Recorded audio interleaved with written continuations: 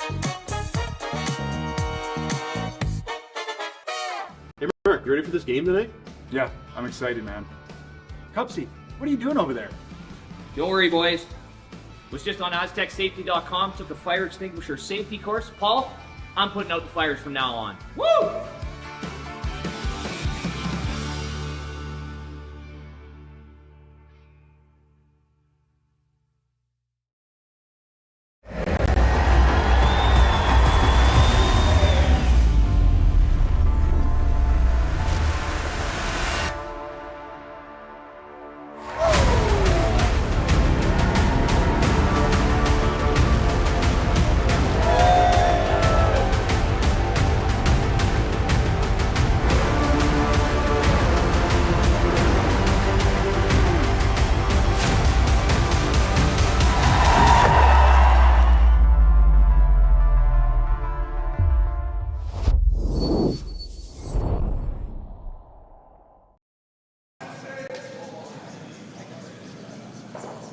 Hello, curling fans, and welcome to Martensville, Saskatchewan. It's the Curling Stadium Martensville Invitational. We have this matchup here between Brad Gushue and Rylan Kleiter here today in pool play. Gushue is at 1-0, and we have Kleiter here as well. It is Brad Gushue throwing the red stones. Kleiter will have the hammer here, throwing yellow in end number 1. Thank you so much for watching Curling Stadium. Happy to have you here with us. My name is Dave Schmell. I'm joined by Sean Joyce. And Sean, we should have a good matchup between these two teams. Yeah, you would think so. This is a couple of teams that probably have played each other a few times this year. I think Ryland's even picked up a win over Gushue at some point in time over the season. But these two teams are teams that play the slam circuit, and a lot of us deals across the country, whereas the ones we saw this morning, we had snow this afternoon on the ice, not outside. But that's a team that doesn't play as much on tour, so they don't get the chance to play these guys that often. Ryland is out there playing against all the best teams, so they would have played each other a few times this year, probably a few times last year. And I know Ryland's got at least one win over Gushue. Do you suppose I can find it now when I'm looking for it? Of course not. Well, Rylan Kleiter has certainly had a good season thus far, even though as we're coming to the end of it, some very impressive wins, and we've had the privilege of calling a lot of their games and really seeing them develop this year. Of course, as we talk about how well they play, they rub off and into the open. Well, that's just how it goes, right? And there's a great crowd on hand here in Martensville to watch Brad Gushue play here. Of course, Brad Gushue has announced that this will be his last year at competitive curling.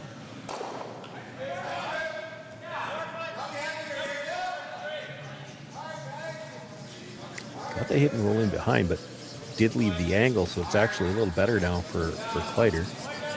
Red-yellow lined up to go onto that red that just rolled underneath. Brad could pull a Brett Favre and stay around forever, though.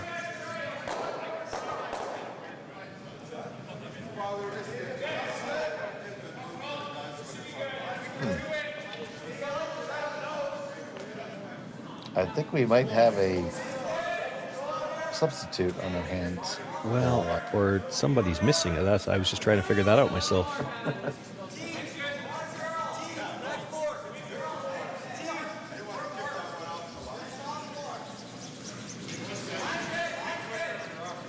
So I know the Kleiter team fairly well, so I can tell you that Matthew Hall has been playing third, even though he's listed as the second. And I don't see him out there. Josh Mattern. Yeah, I don't see Matt Hall brushing, right now. and I'm not even sure for sure if that's Trevor Johnson because he's not wearing. Well, I just test our boots in the ground, James Gordon, to let us know. Well, it's unusual for Trevor not to be wearing the proper uniform, so I'm not sure if that's Trevor or not until I get a better look at him. Trevor does frequently wear a hat, which doesn't make it easier when we're trying to figure out who's who out there.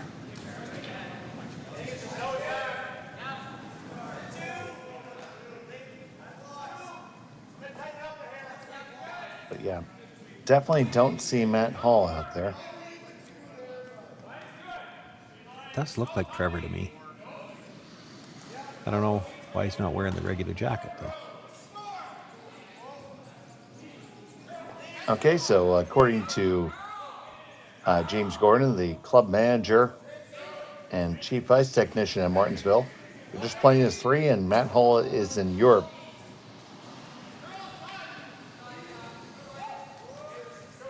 Doing Europe things. Well, Matt Hall is an odds maker. Maybe he's making odds on some of the Olympic events. He may be. Looking for the run back there, and it goes by everything. Didn't we have a game where he had to come off the ice because he had to do something like that? Maybe.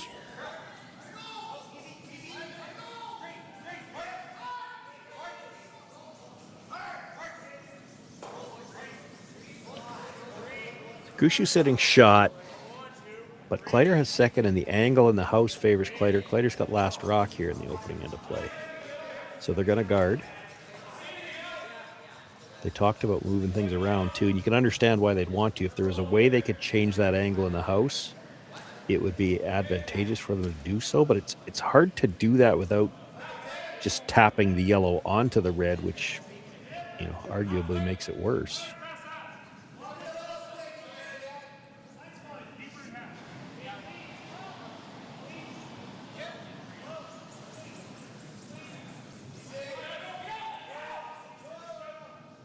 So this is going to come on down and be about a halfway guard. And you see Rylan's going to line up the big run back here. Yeah, it's possible to remove all 4 reds and leave that yellow one in the rings.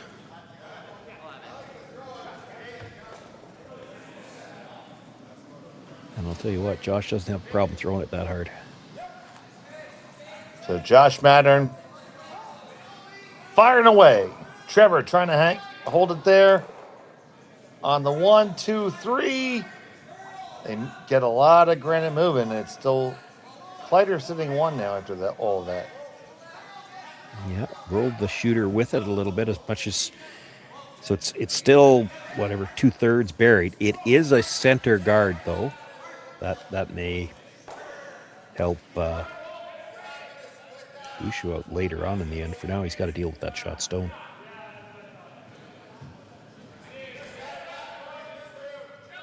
So here's Mark Nichols.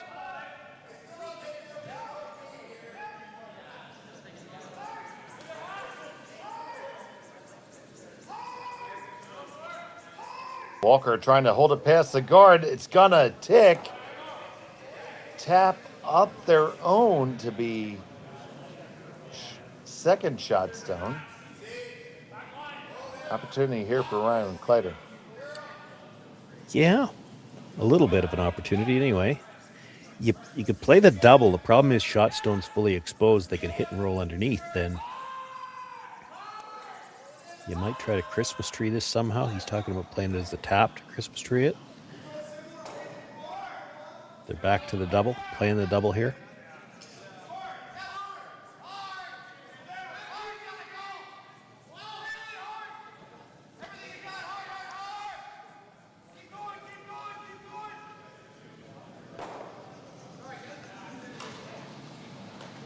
So Mattern with the southpaw delivery.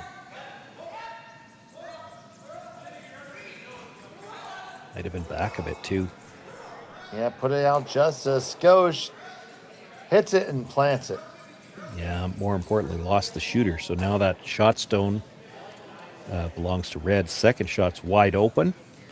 So Gushue's got the chance to sit 2. Could probably even play this with quiet weight and try to roll this undercover. You might move the red at the side of the button, but if you bury the one at the top of the 4, that's not bad. You won't lose it with quiet weight. With that much ice, he's probably throwing like bumperish. Yeah, it's a little tight. That's a little tighter ice now. Yeah, I still don't think he's throwing this very hard. You could probably even get away with Hack with the brushers he's got. We definitely see you're able to hold a rock on the line. You know, and he doesn't want to roll Broomside. He rolls Broomside, he gives up the chance for the double, and Kleiter's out of trouble. But right now, he's looking at a pretty good chance to force.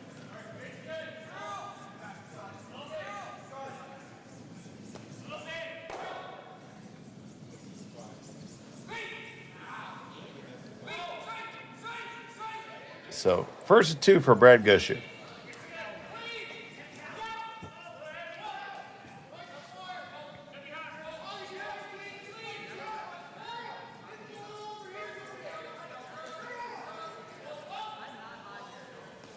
Gets across the face, makes that hit, and just a skosh of a roll, and he lies 1 and 2.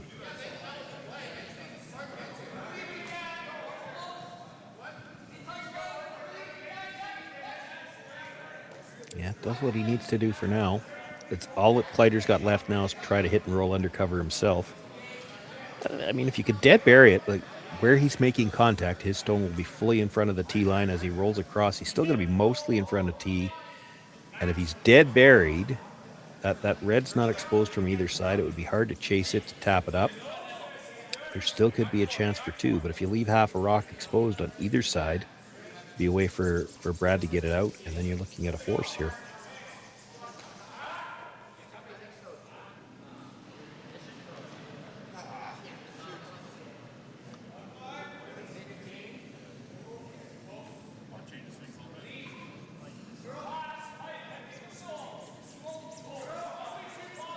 So Kleiter with the hammer. Now with the first of 2 from him. Make the hit and stick right there. Well, that may not be ideal. So for Brad, I guess if you nose hit it, he's got the double. But if you roll just to the center line, I'm not sure you could hit it on the nose again and be shot rock, and you'd take away some of the draw path.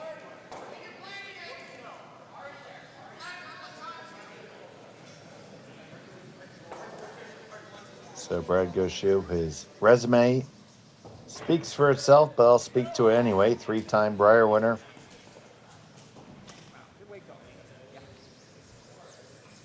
Gold medalist 2006 in Turin.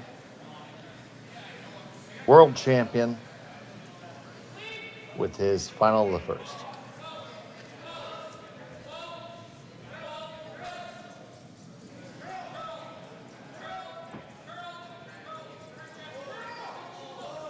Trying to carve this over to get a good piece.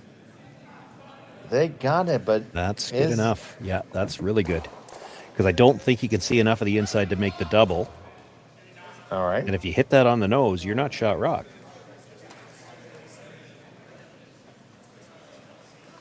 If you hit just on the inside, could you kick the one under cover out far enough to kick it clear? Well, maybe, but you're flirting with the guard if you're trying to hit that on the inside at all. There's also the possibility, because he's throwing the out turn here.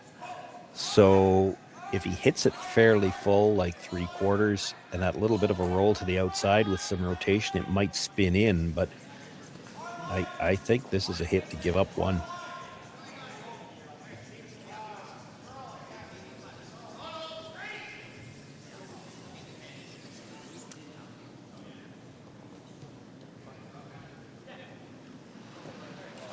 We'll need some spin on this to have a chance to get this, the single point.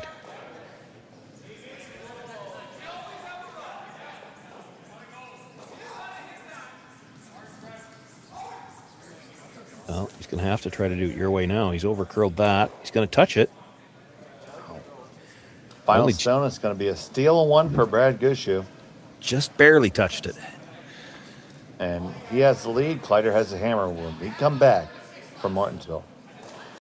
Developed over a decade in collaboration with the finest ice makers this side of the Atlantic, the Pebblehead PB5 is nothing short of a triumph of sophistication and craftsmanship. Weighing less than half its lumbering copper predecessors, yet boasting tenfold their durability, the PB5 delivers perfect, consistent ice, time after time. The PB5 by pebbleheads.com, the apex of ice-making ingenuity for the roaring game of curling.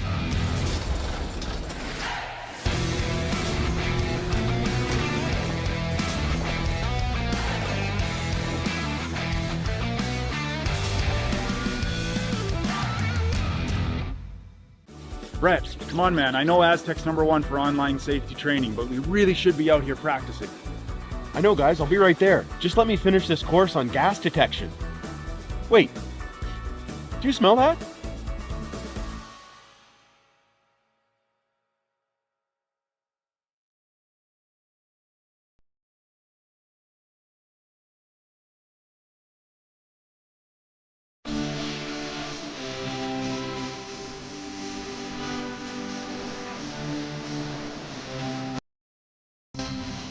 Not wrong. And welcome back to Martensville. It's the Curling Stadium, Martensville Invitational.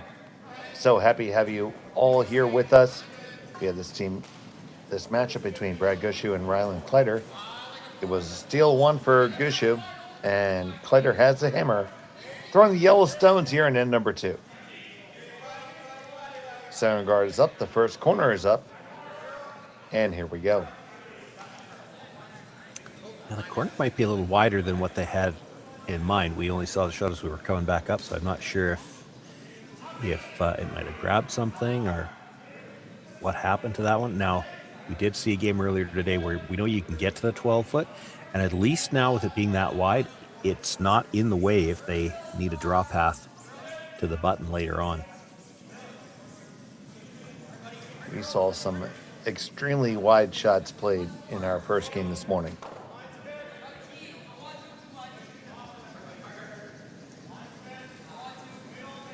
That one is comfortably undercover.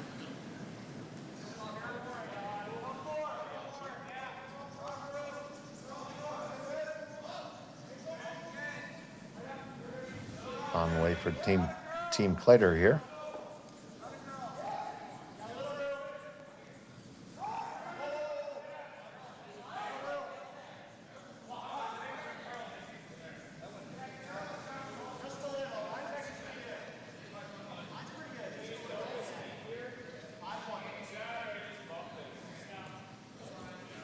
Pretty good. Yeah, it came all the way across to the other side. And actually, that's the side he'd love to have it queued up on anyway. You're hoping that something's rolling towards that corner guard, but we're a ways away from getting to play that yet. So here's Botcher. I do enjoy this part of the game. It's all about manipulating the angles. Both teams will be trying to set up good angles in the house before anybody tries to run anything out front. Big part of the reason why we call this game chess on ice.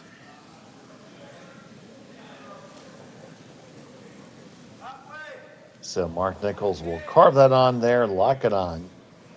It's 1-3 for Gushue.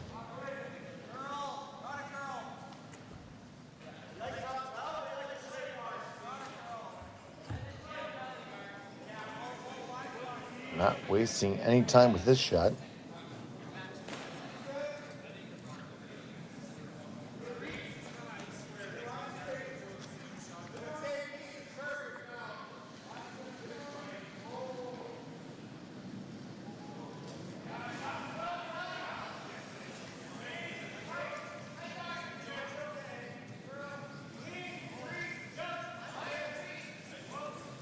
And we keep on stacking them up.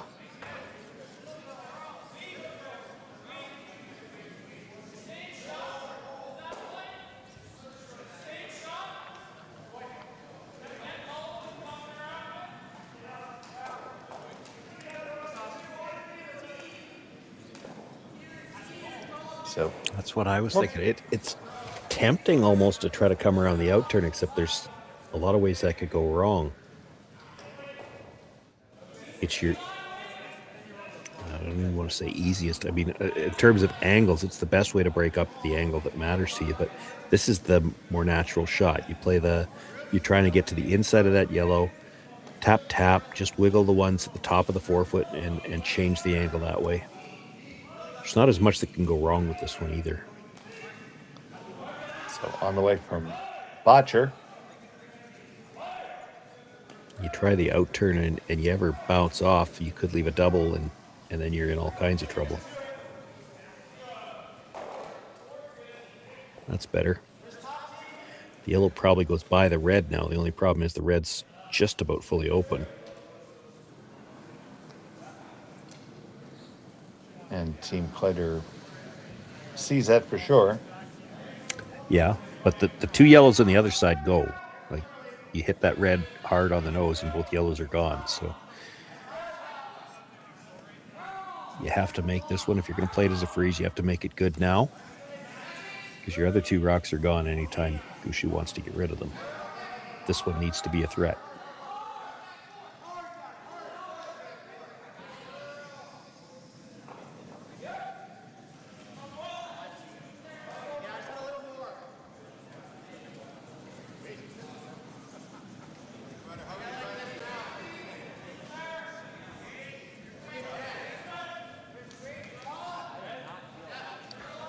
It's not going to be.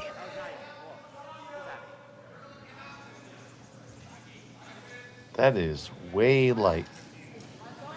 Yeah, I think you got to throw some weight at this now. The two yellows go, and I don't think it touches the red that's biting the button.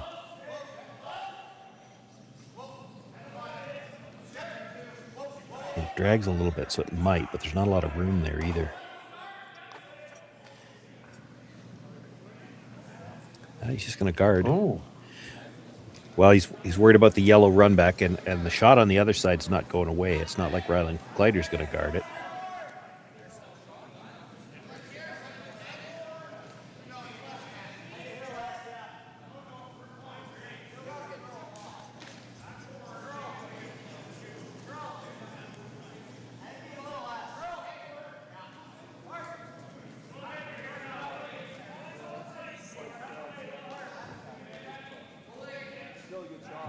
You don't want to get this tight to the yellow guard, though, and line something up.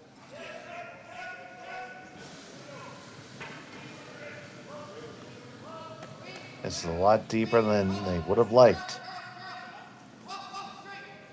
Yeah, probably okay. Yeah, it does the job.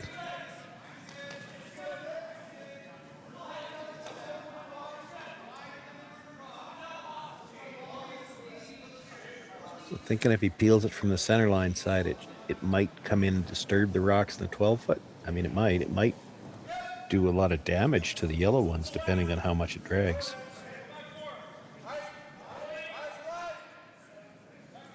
So asking for medium firm weight.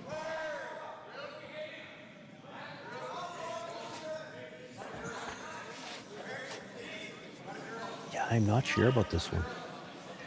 Depending on how much this drags, if it hits that red at the top of the 12-foot fairly solid, you definitely could see, well, at least the yellow second shot rock could fly. The other one could pop out open at least. Yeah, I'm not sold either, buddy, so. It didn't drag too bad. It moved things around, but his yellow-red angle at the top is probably better again. He's got shot rock at the back of the 4-foot.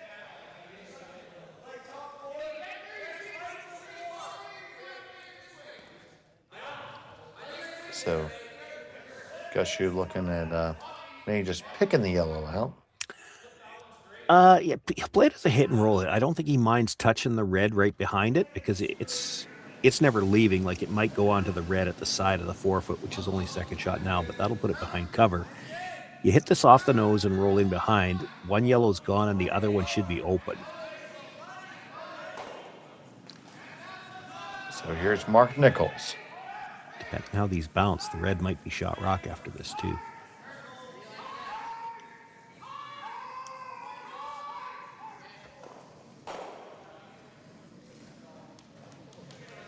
He picks it out, rolls on open, shot stone still belonging to Kleiter. Yeah, I'm not sure he wanted to pick it that clean.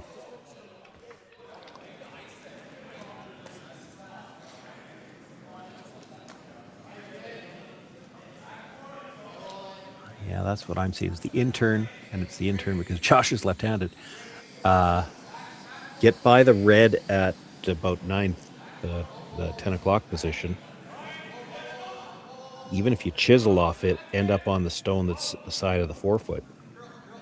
I almost think you want to throw for the chisel. You might, because to try to chase it direct, I'm not sure you can get there. That guard's not very far out. Yeah, I feel like that's a better call right off the bat. This is tough. Like what he's talking about doing now, he's trying to pass that red through the port. If you touch the red in the edge of the 4-foot, it's coming onto the yellow at the back. Now he's coming back to the chisel. I get why he doesn't like the one at the top of the 8-foot. It's a dangerous stone, but there's not really much you can do with it. He's trying to come at it directly.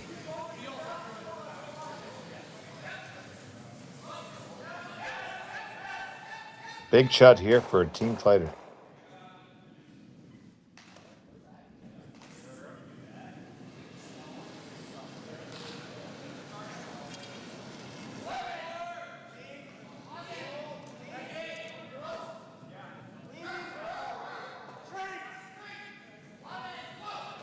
Way out there, gotta get it to work on over. Now trying to straighten out, back and forth. Will it get past the guard? Just gets by. But not enough weight, and it's now Gushue sitting one. Yeah, that's what I think. Just enough weight to tap it in for a shot rock. So, call it what it is. That sucks. Well, I mean, yes and no, because that Yellowstone is still in a dangerous spot. So Gushue's looking at playing the tap up in the middle, but if you make the tap up in the middle, Kleiter could come off the red again, that red at 10 o'clock, into the yellow that was just thrown, and depending where this tap is made, you could leave a double coming up from that angle from the side. So, like, that rock's still in a very good position, and obviously he can get at it directly because he just did it. So if this tap's not made, Kleiter could tap it again, tap it just to the inside of the red stone. You'd only have to move it about an inch. You'd be sitting 2.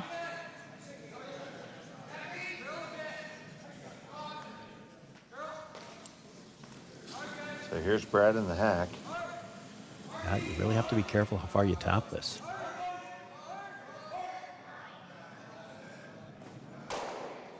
You tap this right to the top of the button, and I think he's probably going to try to come off that side one. And now it's not easy because it's very thin to come in on that angle, but there's not going to be a hole.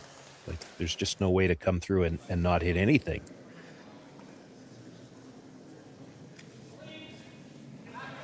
You'd like to tap this just enough to be sitting 2 and no further.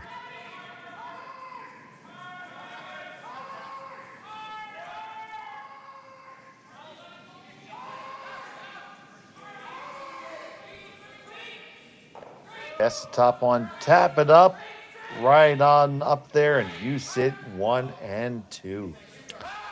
But there's no way to miss. Like, there's no hole. If you tried chiseling off and driving that yellow, it's hitting something. There's nothing. Oh, there's for no sure. way for it to go between everything. Could he ever come off that red onto the yellow and make it for 2? Well, yeah, I think you could. You know what would make this great, Sean? A telestrator. Yeah. There's a couple of ways to do it. Like, they're looking at, actually, which is tough, they're looking at trying to hit it thin enough to drive the yellow into the shot stone. I think you got to get it off the other stone because you're coming very much to the front edge of that yellow.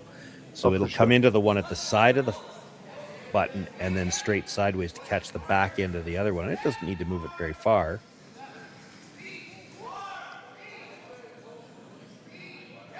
So, Kleiter going after a big shot here. Off the red, onto the yellow, kill both of the Reds and score 2. Well, there's still a couple of rocks to come, so we'll see. Yeah, we'll get there. This one's key.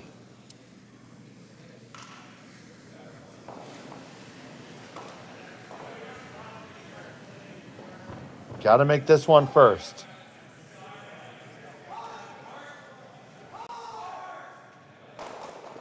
Off the one onto it and move it over. Are you shot after that? It's really close. Yeah, I think the yellow is shot. He kind of a bad break. He didn't move that red very far. If he moves it another couple of inches, he's probably got a shot for 3. Let's get that tight look at it if we can. And there you go. You see yellow touching the pin. But he didn't quite leave him enough of the inside of that red to be able to get it out real easy.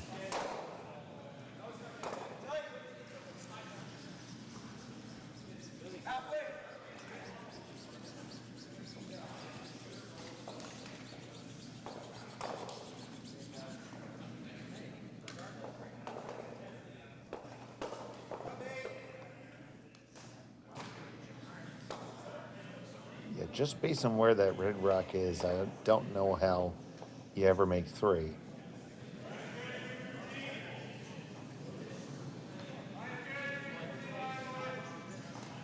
So you're like just kind of like cozying on up in there and locking in? I don't think there's any way you could hurt anything doing that. Again, I can't hear the players, but I'm assuming that they're kind of the same boat as I am. You're looking around trying to figure out, okay, what's he got right now? And I'm not seeing much. He doesn't have a whole lot. You sure don't want to give him anything is the problem. Just a straight guard's okay, I think. Well, what are you guarding? I don't know if he's got anything. So you have to be careful when you throw the guard. Is there something somewhere, some kind of run that he could play? And I mean, I don't see anything. I think the 2 yellows near the center line are overlapped enough that he can't do anything with them.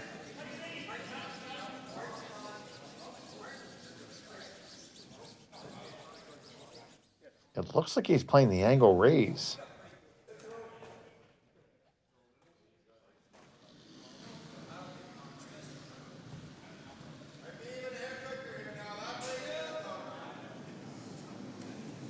And that's what's on the way from Brad Gushue here.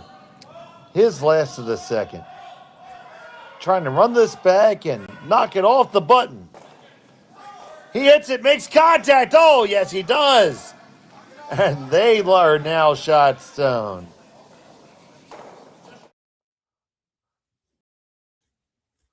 Shawnee, take us through this one. Well, it's a gutsy call, but as long as they hit it thin enough, they weren't in any danger of tapping their own. You put this onto your own and tap the yellow through, it could be a shot for 3, but he hits it paper thin, comes across, catches the yellow, got it out of the 8-foot. That's all that mattered. And I think he hung around for 3rd. Rylan might be able to. Well, yeah, it's very gutsy because if he puts that onto the red and kills the backing on the yellow one, there could be a double there for 3. Oh, hell yeah. I need an ass just watching it.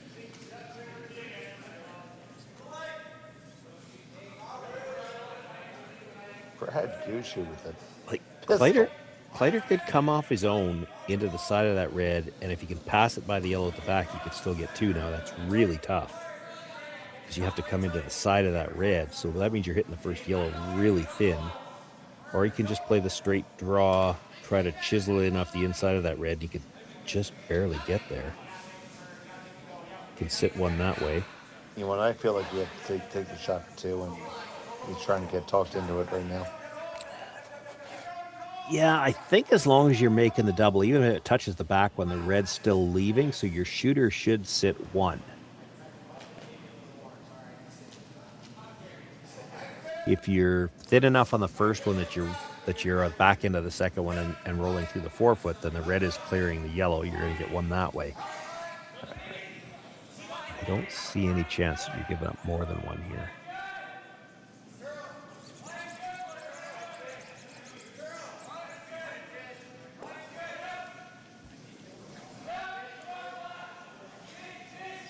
he's throwing some weight here. I guess if he hits the first one too thick, he comes across the top of the red, drives it onto the yellow and spins up. That's a possibility.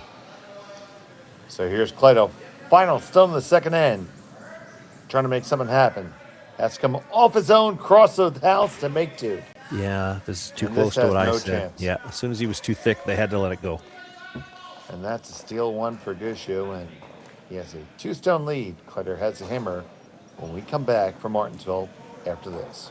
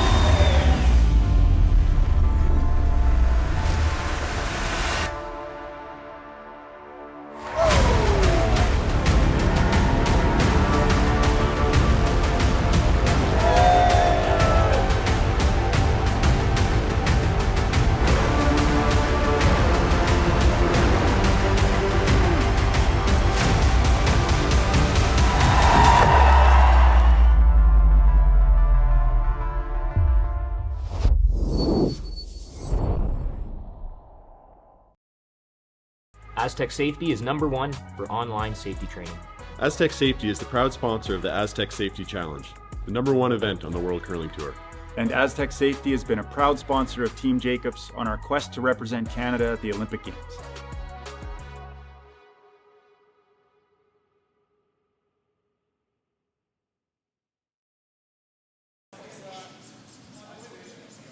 And welcome back to Martensville. It's another steal for Brad Gushue.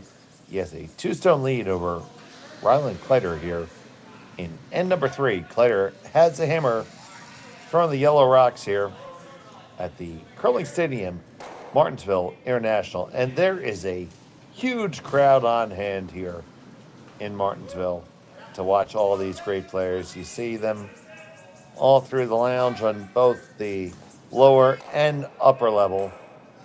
Great to see the community support. It's Saskatchewan.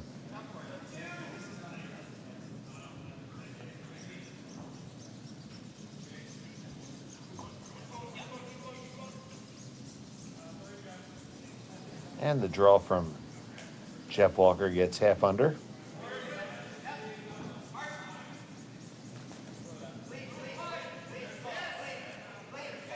And Kleiter's going to play the stack game.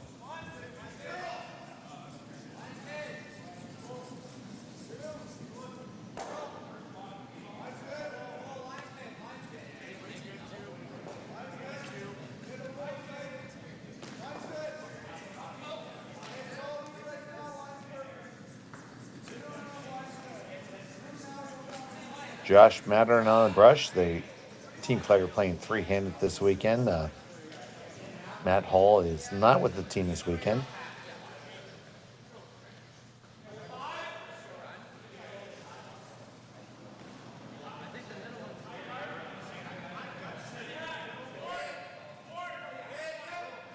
Brad tapping up for the guard here.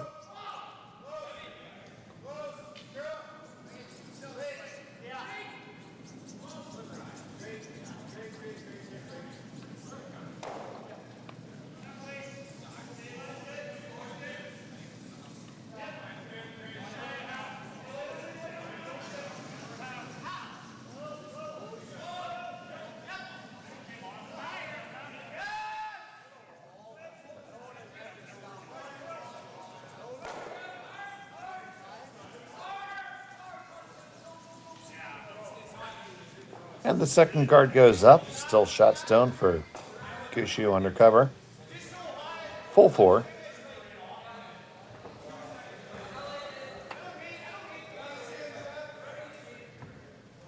So Kleiter thinking about coming either in or going underneath the corner.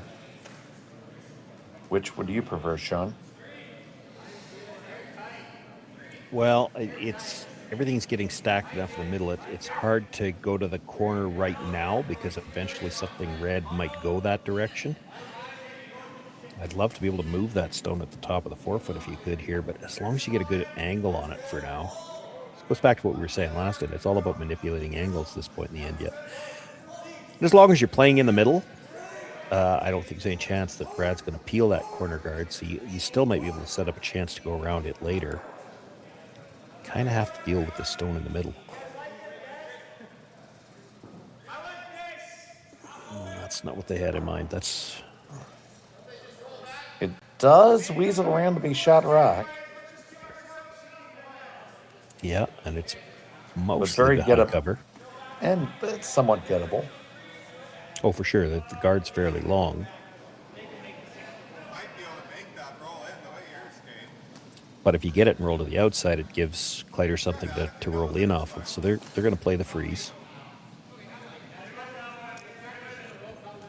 I don't think the broom's down yet, and Brendan's ready to go. Hurry up, put the broom down. We're playing the freeze. Brendan, of course, being the longtime skip, has a idea of where the broom should be.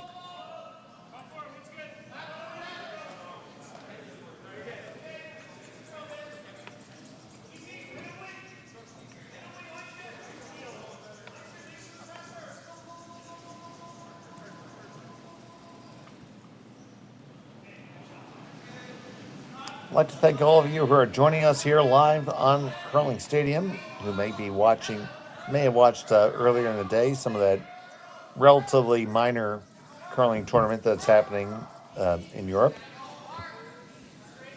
But we appreciate you being with us here right now. So if you could, give us a like and subscribe to Curling Zone on YouTube. You can watch curling to your heart's content.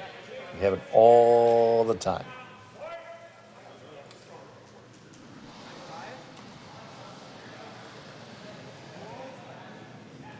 So firm weight coming here from Madden. Johnson just watches the peel go by.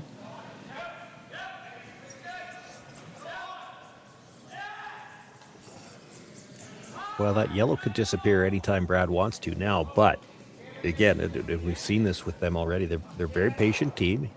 He knows that shot's there later. Going to freeze one in the pocket. Could just guard again, too. And that's where you're really being a veteran, knowing that shot's always going to be there. Because you would think that a younger curler always going to say, well, I have to be shot rock right now. Yeah, you do see that from time to time. And you wouldn't be wrong necessarily here to get rid of that yellow stone. But you start hitting that and you're going to leave the reds clustered. And what you may find is that the best case scenario, you might get back to a blank. And they're going to play the hit. He's okay with a blank. If you hit this right, you don't have to leave them grouped so that they can all leave either.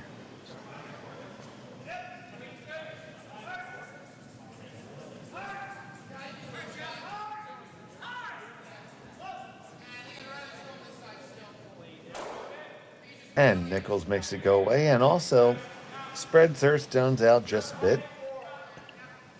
That didn't any more than get by.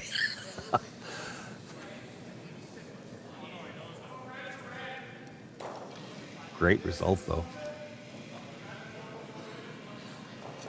Fantastic result. If it rubs the yellow, it's probably an absolute disaster, but it turns out good. Sits 2. You could play what they're looking at is the jam it and roll behind the corner, or you play the run. Red over the top of the yellow, come back, kill one of those reds in the rings, and then it probably rolls over towards that red in the 12-foot. So you could get rid of everything, well, 3 of the rocks off the center line, and leave yourself sitting second with this.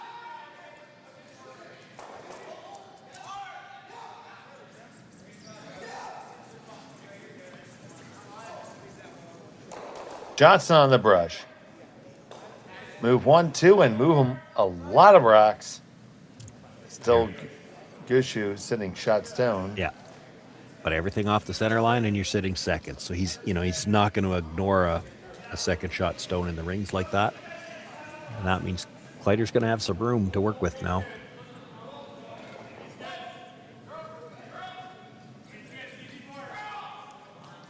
So you imagine a hit here and then address the center stone and try to roll under cover? Yeah, with 3 stones left, he'd probably play the hit and roll behind cover. Now, if you could roll just fully into the 8-foot here, a roll behind cover wouldn't be shot rock.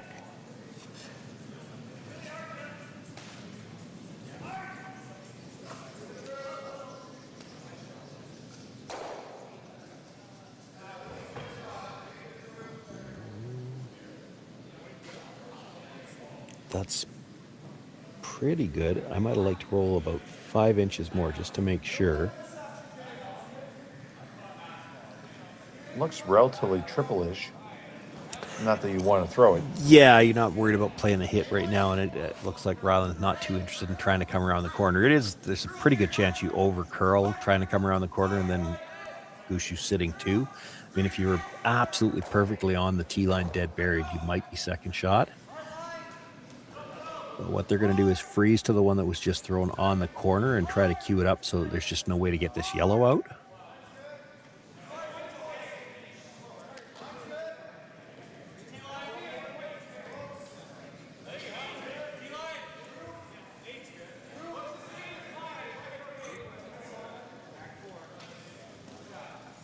This one needs to sit down.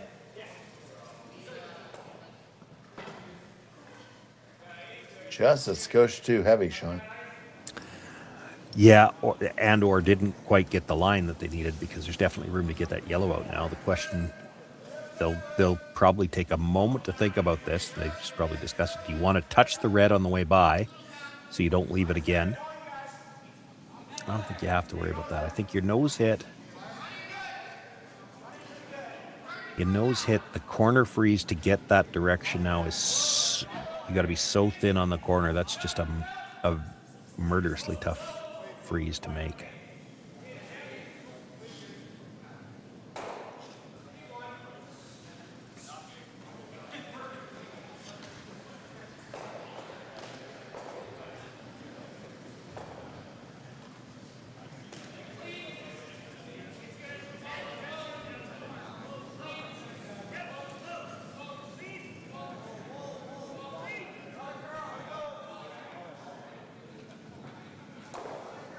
There's the hit and stick for Brad.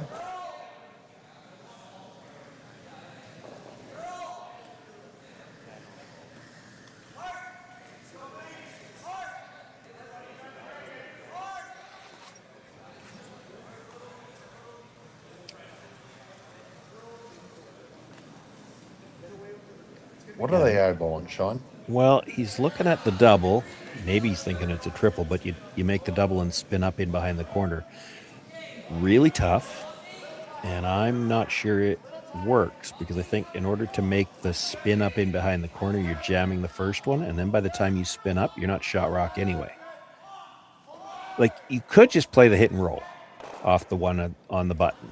You'd have to throw some weight likely, because if you're going to make the roll be buried and still be shot rock, you're going to have to roll fairly flat.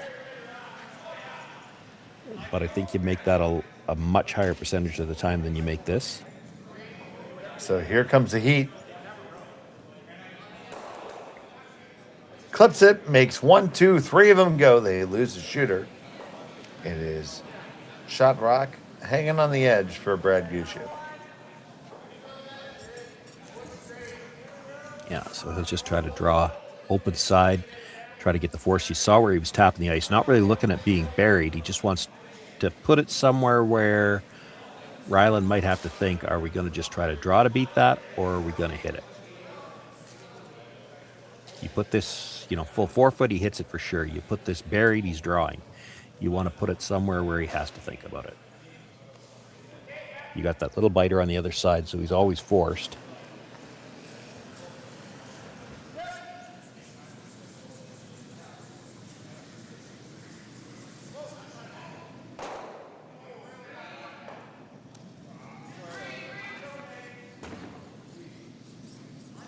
So Brad asked for just a sliver more ice.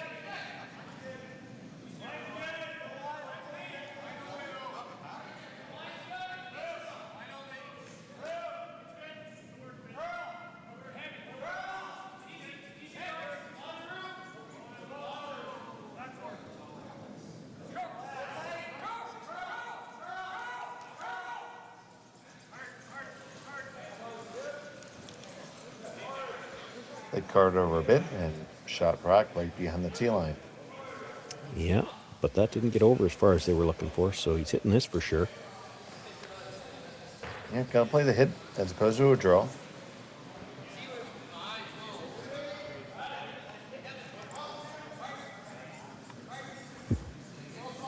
Still has to be made.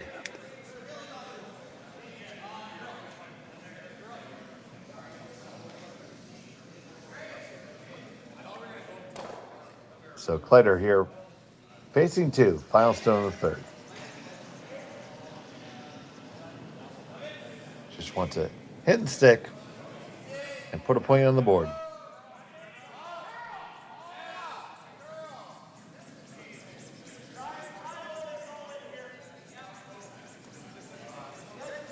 Working really hard to hold this one.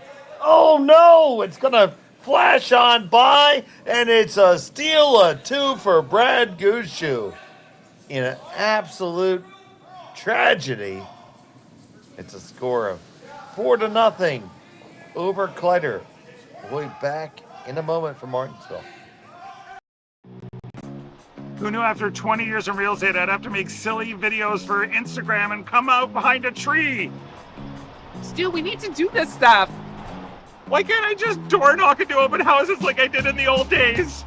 That doesn't work anymore. Okay, so it's because I'm sitting here behind a tree. Come use us for real estate.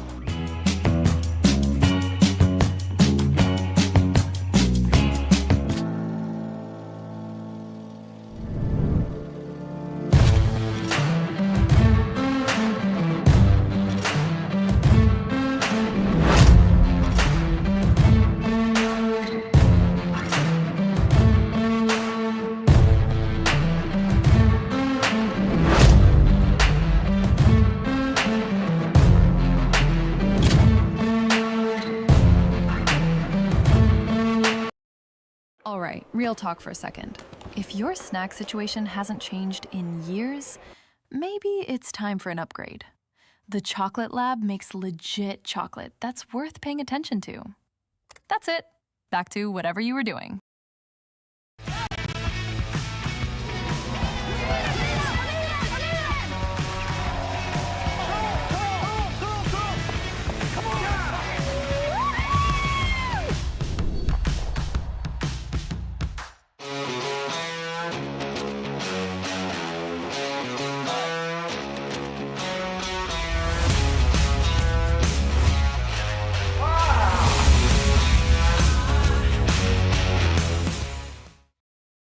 Right after the telestrator. And welcome back to Martensville. It was a steal two for Brad Gushue there. He has a 4-stone lead over Rylan Kleiter here in end number 4. So happy you're here joining us here on Curling Stadium. I'm Dave Schmel, and joined by Sean Joyce. We have Kaylee and Jerry producing the show. And if you haven't had the opportunity to subscribe to Curling Zone on YouTube, please do. We'd really appreciate it.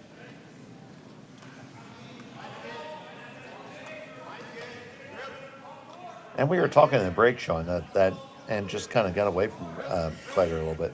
Yeah, well, and mostly just that last rock. Like, that's not a miss. I don't think even Brad was expecting. He wanted to get that last rock over a little farther just to put two shots into his mind. He left the hit. He had plenty of room by the guard, and just, the guard would have been in his eye, I guess, and just softened it a little bit, and then it over curls on him. A lot of work to do now for Rylan Kleiter, and through the break, the other thing I was doing, somebody might have the update on this. 10 teams here, 2 pools of 5, but I'm not sure how many make the playoffs. It kind of looks like 5, but that seems unusual. I just looked at I pulled up the championship standings, and it shows 2 semifinals and 1 quarter. At any rate, the point being that with Rylan Kleiter losing his opener, this will put him up against it if you lose another one here. Yeah, he definitely needs this game. So you're Kleiter, you're down 4 right now. It's not panic time, but you definitely need 2 here. No, yeah, it's not quite panic time, but I mean, in an 8-end game, panic time gets there a little bit quicker. He does need his deuce here, yeah. Now he's got the 2 corner guards to start with. That'll help. They've got a better start to this end. And a chance to deal with the 2 red ones in the middle right away. They didn't get that guard back to the center line. You see him calling for backline weight here. Yeah, doesn't need to kill them, just needs to move them. Ideally, you'd like to move both of them behind the T line.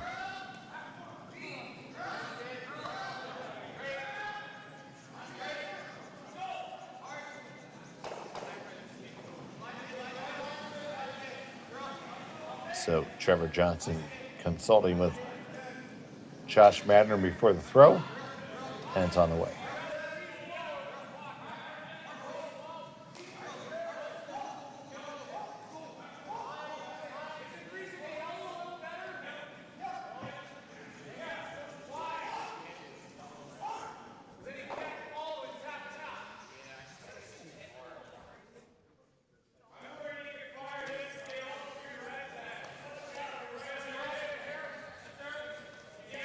Playing that as a split all the way, so they weren't trying to move the one at the top of the 4-foot.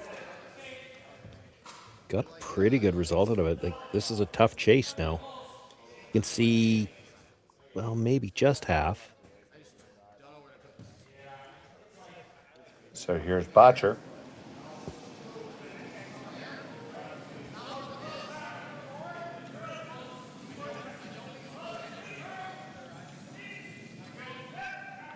Back and forth, curl, then straight.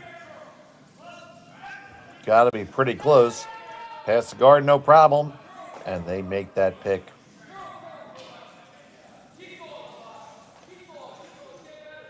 Nice shot by Botcher.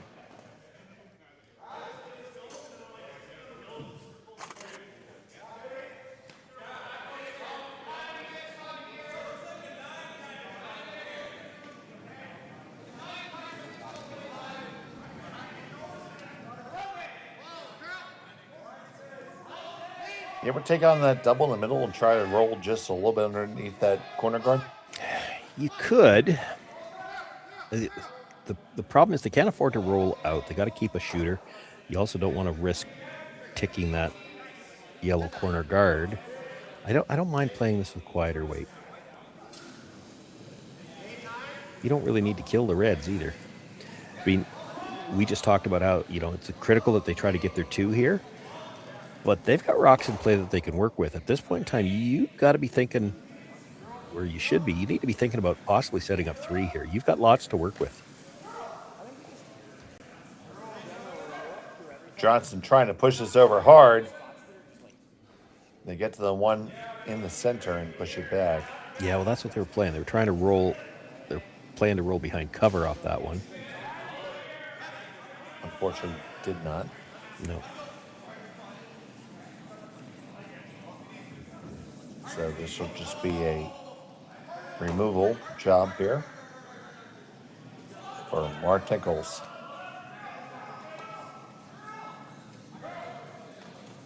Botcher on the carve right off his hand.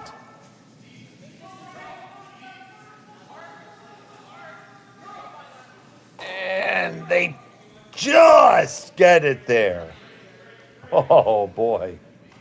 By a whisker, Sean. Yeah, probably left room to draw, though. That was Ryland's first thought.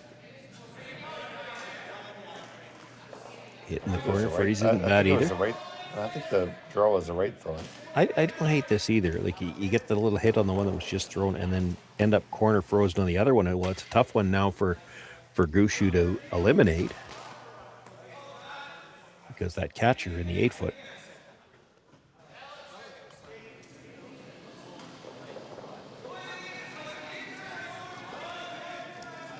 funny. You watch an end like this developing, and you'd look at, Gushue sitting 3, but actually, Kleiter's in pretty good shape. Like he's got all kinds of rocks to work with. They need to make one good setup shot somewhere along the way, and they're in great shape for 2 at least. That wasn't it. Well, I mean, it's not horrible. He's buried, but he's still got to make. It's a thin double on the reds. It's there though. It's hard for Brad to chase the Yellowstone in the rings. So just tap his zone up a little bit then, right? Could.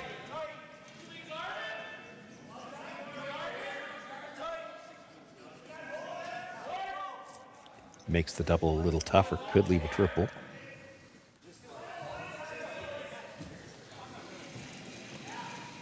Now indicating that just a straight guard possible.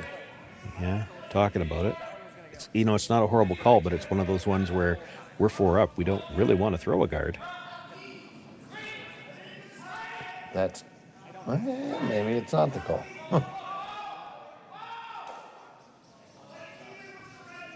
All right. I think that discussion was about how deep do they want the guard because they're worried about what he might be running. I'm just going by the directions that he gestured. Yeah, so Mark's buying it.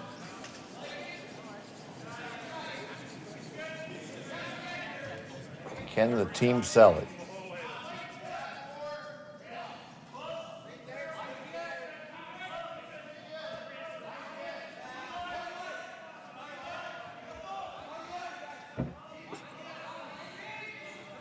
And that is going to be a guard on a pretty good line.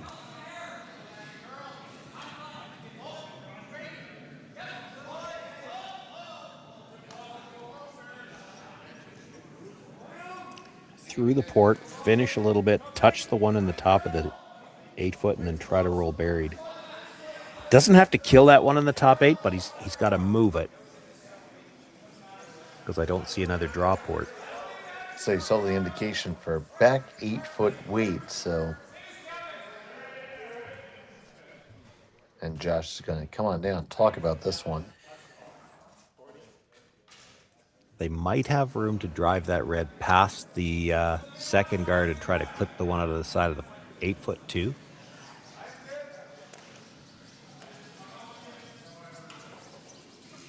If you could drive the one that was just thrown onto the shot rock at the side of the 8 foot all the way across the house, kill those 2. Now guarding that one at the top of the 8 foot becomes a little bit more dangerous because if you could chisel it out, you can sit 2.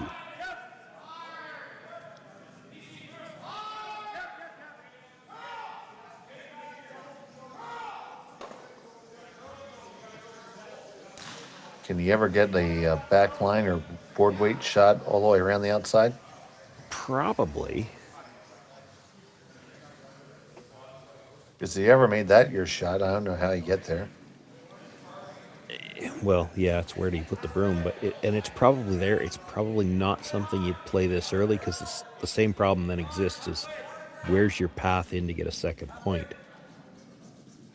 And if you happen to not make it, well, now you're in all kinds of trouble. You don't get this, at least you've opened something up.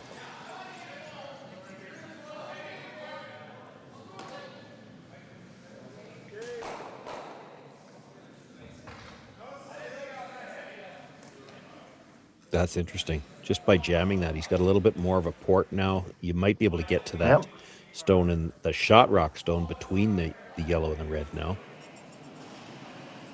Yeah, I can certainly get there.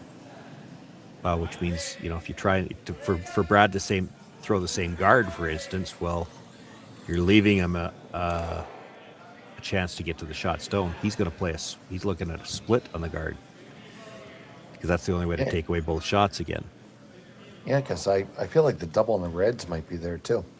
Well, it is for sure. It's thin, but it's there. And if you're Rylan, you're certainly going to throw it. Yeah, and you might like to throw it on the first one too, just in case you miss. Yeah, if it doesn't go right. I mean, that stone at the top 12 foot is buried. If you could ever make that double on the reds, you might have a shot for 3. You've got the shot through the port to go at shot stone right now, or you could come off the one that's wide open. And the only way for Brad to take away both is to split the guard, which is not an easy shot, but it is one of the options they're talking about.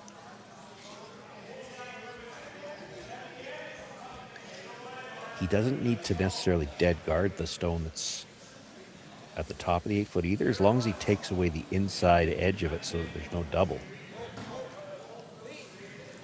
So they're going to play the split. They're going to try to get 2 guards out of this. Move that red stone that's sitting just off the center line to close that port a little bit, and then have the shooter come across and protect the stone at the top of the 8-foot.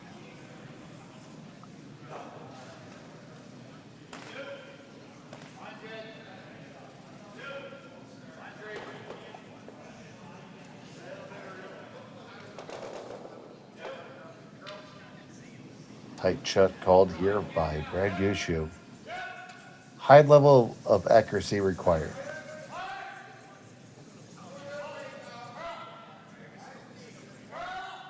Master just a sliver of ice. He kicks and deals.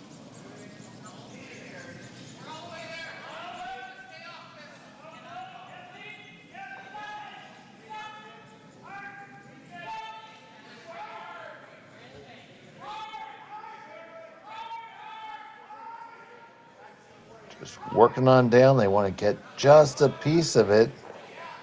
Did not split it, just raised it up. Yeah.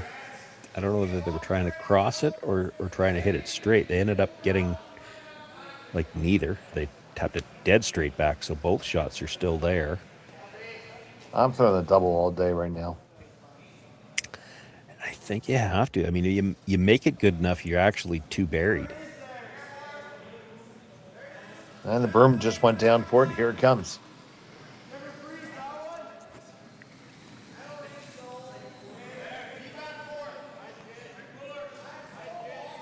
Matter making sure he has a good eye on exactly where to hit the stone.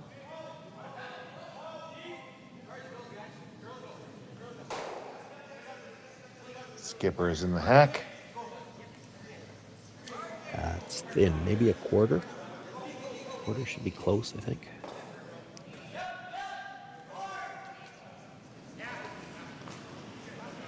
So, first of 2 here. Trying to make this cross-houser. A little bit in and out on the delivery now, trying to hold it. Off and on, probably pretty close. Clip it. Did it get all the way across? No, it's going to go over the top. Yeah, he just over-curled at the end. You could see that really from the hog line in when we switched the camera view. You saw how much movement there was at the end. He was only looking for about a quarter and about almost to a half. So they sit second and third right now.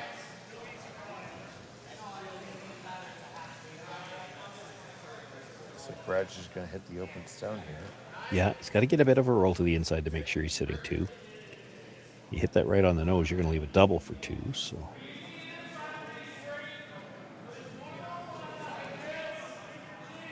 Flop to right behind the other red, it would actually take away any chance to come through that port and do anything with it too. There's not a gimme draw anywhere right now either.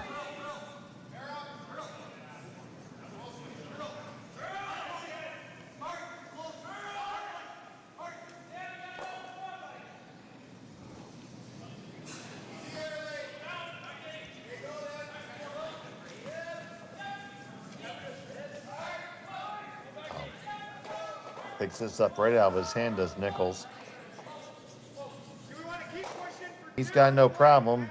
Will they sit 2? Yes, they do.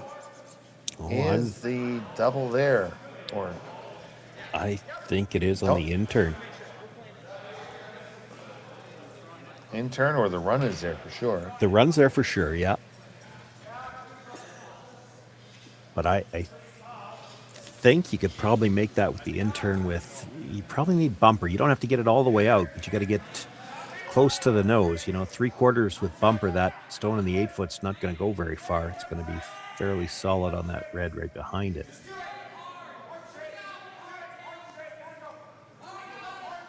And how much do you think this is affected by the fact that they have one brusher? I know generally only one person sweeps anymore?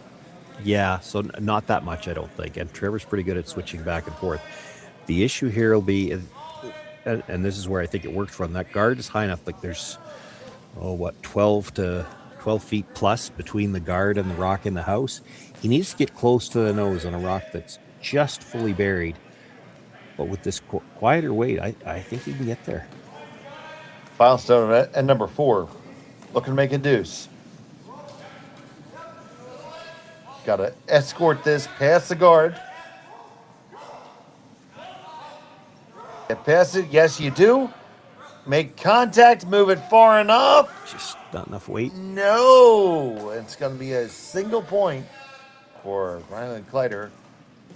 Gushue has a 3-stone lead. We'll be back in the 5th end in just a moment from Martensville.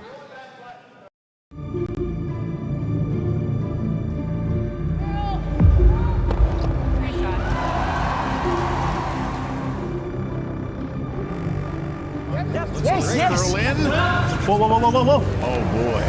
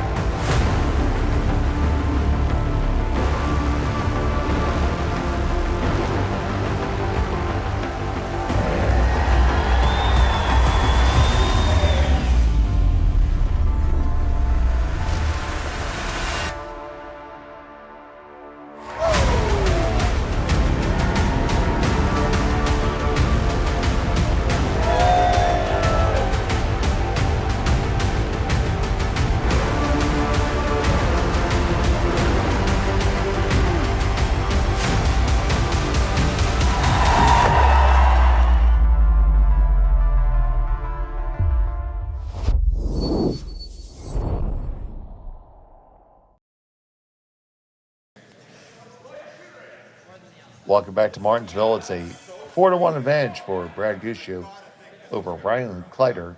Gushue has the hammer here in the 5th end, throwing the Red Rocks. And Sean, it was a hard foot single for Kleiter there. Had a shot at a do so. Yeah, I think so. I mean, he threw that very quiet, not enough weight to get the 2 stones out, and just got to the nose. So I'm not sure if he throws the right weight. He needed more weight to make the shot, and I don't know if it would curl as much then. They did not ever have the chance to carve that one. So. Threw it well, just needed a little more weight to get them both out. So Kleiter has the double center-ish guards. Yeah, it doesn't have them as well lined up as you would have liked. That long guard, again, we talk about this all the time, that long guard by itself isn't really guarding much. Now, Brad can't peel anything yet. This is still just the 4th stone of the end, but if Kleiter elects to come around, say, for instance, on the next one, Brad could then just peel the tight guard, because, again, it's fully exposed out from that long one.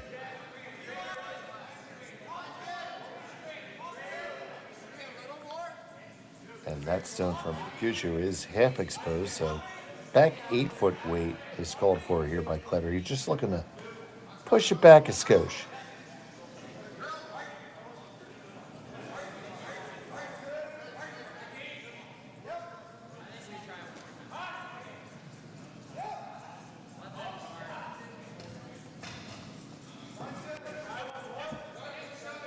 Josh Madden picks this one up. And is carrying it coast to coast, gets past the guard, and just is going to rub on the second one. Ends up being second rock. And here goes the tight guard.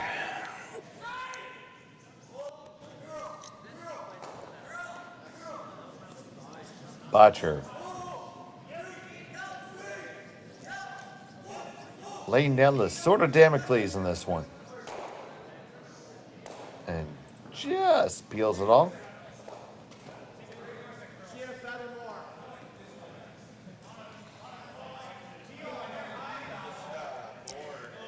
Have to throw another guard now, and now you have to line it up, which won't cover anything in the rings, really. But you have to put this guard in a spot where they can't just straight peel it. Yeah, it sets you up for later. Yeah, you would hope. I mean, it's... The angles in the house aren't great for Kleiter right now.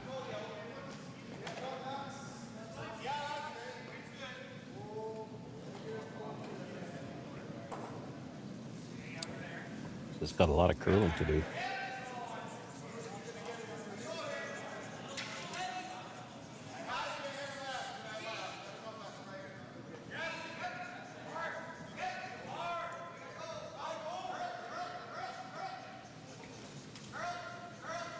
Certainly not as far as they wanted to go. No.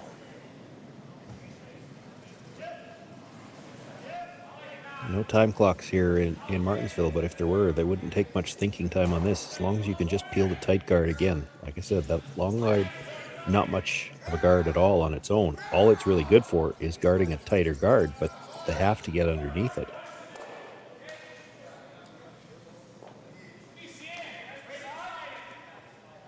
So take two for Team Kleiter here.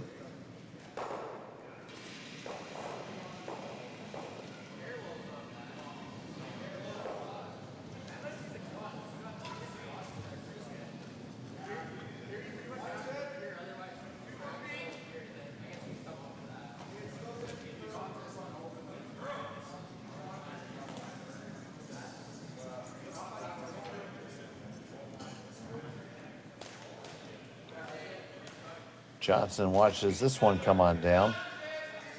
Coming a little bit heavy, but it's a better line. Not much. You know, he's tighter to the rings, but he's still not buried at all. So you can play the straight pick on the tighter guard.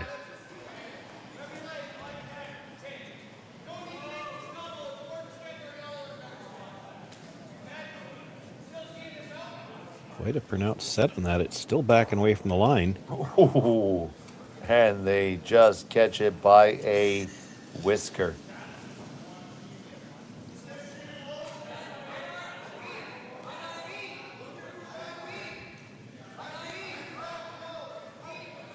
It's not Gillette, but that was a close shave.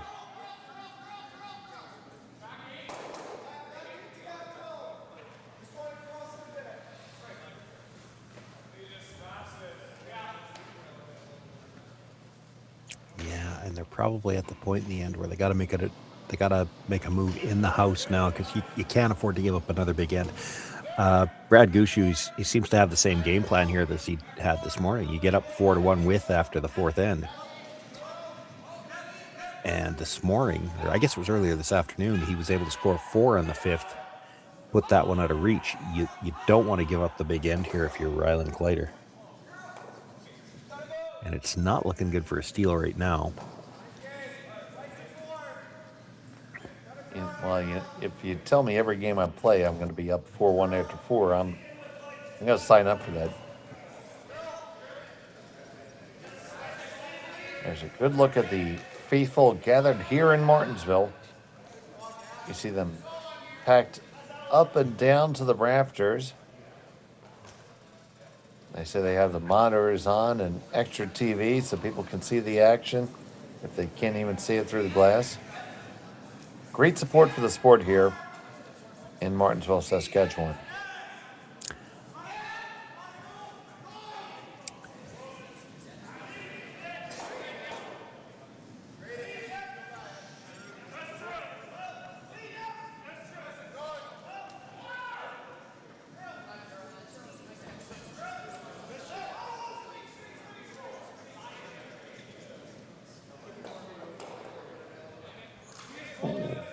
did catch that high guard a little bit, but Yeah. doesn't really hurt him, I don't think. No, kind of plan B'd it, but might have given Rylan it. Well, it's still dead buried, but that guard's so long, you could probably get to it with the in-turn and tap it to the pocket. The question is a tap to the pocket good enough, or do you have to move one of those right now? I guess if you dead freeze... You probably had to move it, Sean. Well, yeah, I don't know if you do. Like, if you could dead freeze it here in the pocket, because look at where your shooter's going to end up. So you've got the red run. Again, put a yellow one dead frozen in that pocket. So now you could run the red that was just thrown to jam out the two reds, leave the yellow shot, or you're going to have the shot on the other side. And as long as you got two shots, Brad can't take away both of them, and what's he going to do? You're kind of, you're in some trouble here. You're down already by 3. You have to be willing to ignore a few rocks and take some chances. But if you've got a shot on both sides, there's still a chance to perhaps set up a steal, or at the very least a force. You start playing weight right now. Like, you play this with weight and move a red. Brad could always nose hit the red and the 8-foot on the other side. It comes off the yellow and into whatever stone you're going to tap back here. So that's why they'd want to play this with just a tap if they could. So Broom is down for the tap. You want to absolutely dead freeze this in the pocket. You're playing with an awful small margin of error. You don't want any separation when you're done. But, scoreboard dictates you don't get much margin of error anymore. So looking for the perfect stone. Working to hold the line here. Looks like a lot of weight to me. It's just a bit outside. It does not get there. Pretty heavy. Still Brad Gushue lying 1 and 2. Yeah, and the nose on the red. He won't even mind if he loses one of those reds on a button just because there's such a pocket there. It shouldn't completely kill it either. It might move it.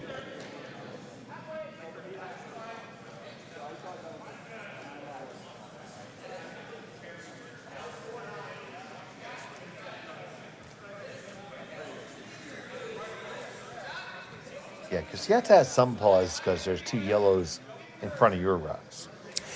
Yeah, now the one on the, again, at the 10 o'clock position, that one's not really worrying you because you can't do much with that. It's one that's high noon there.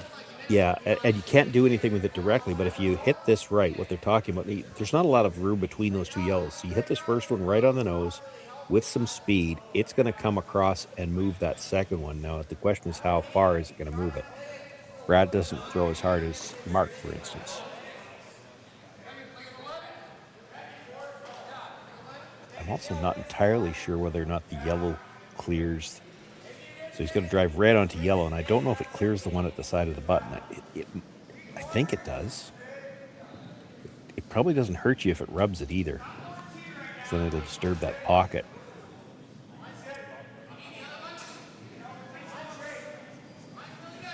So firm weight on the way from Gushue. It's not narrow.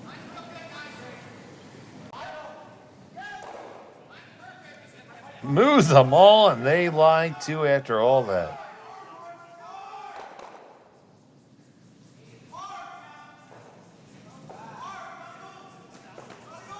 I don't love that. Talking about just hitting and rolling in front of it, so you're going to concede a draw for 2.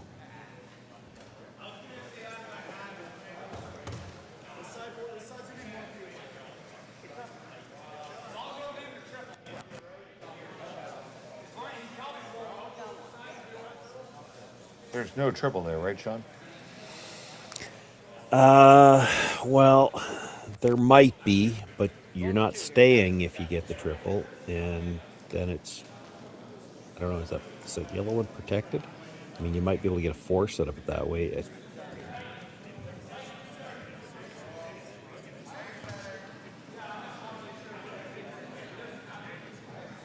So last on the way from Kleiter.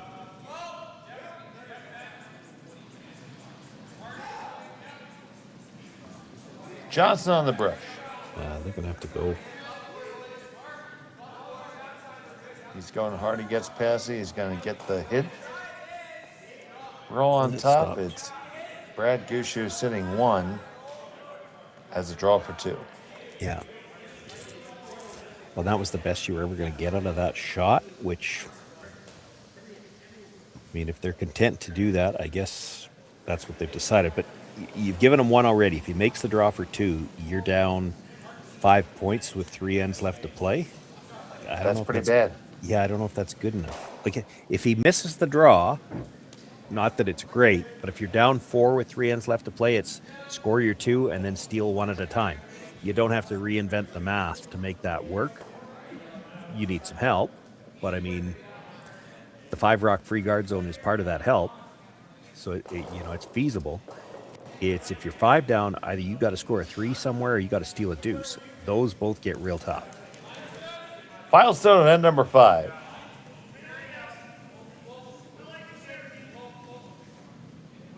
Gushue, he's got 1 in his pocket. He's looking for a second one. He needs a button. Sweepers are standing straight up. This is skating, and it is going to sail past the target. It'll be a single point for Brad Gushue. He holds a 4-stone lead over Kleiter. Kleiter will have the hammer and 6 when we come back to Martensville after this on Curling Stadium. Developed over a decade in collaboration with the finest ice makers this side of the Atlantic, the Pebblehead PB5 is nothing short of a triumph of sophistication and craftsmanship. Weighing less than half its lumbering copper predecessors, yet boasting tenfold their durability, the PB5 delivers perfect, consistent ice, time after time.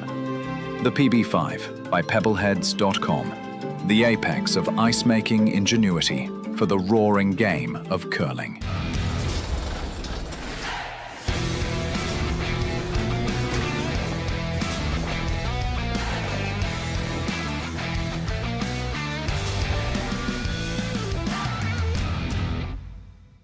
Brett, come on, man. I know Aztec's #1 for online safety training, but we really should be out here practicing. I know, guys. I'll be right there. Just let me finish this course on gas detection. Wait. Do you smell that?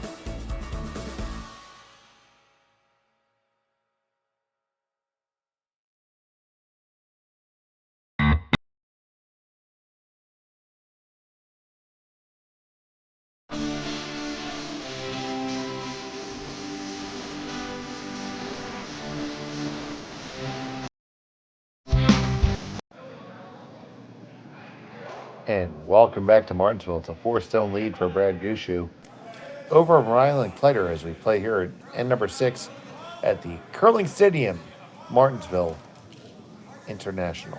Oh, and man. we just see a big tumble over there on sheet 3. We'll see if we can get a clip of that one to show you. Oh, man, somebody on Team Meacham just took a big old header. Braden Grindam, I think. Oh, And we're going to try to show the replay.